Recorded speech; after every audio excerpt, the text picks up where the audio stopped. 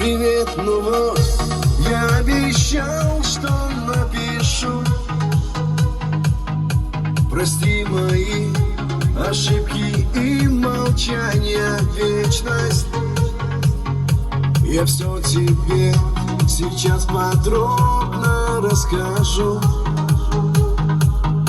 Ведь совершенно невозможна наша встреча. Пусть за окном метель ведет свои бои, а в доме тихо, и часы пробили полночь. И не хватает мне лишь добрых глаз твоих. И телефон молчит, не слышит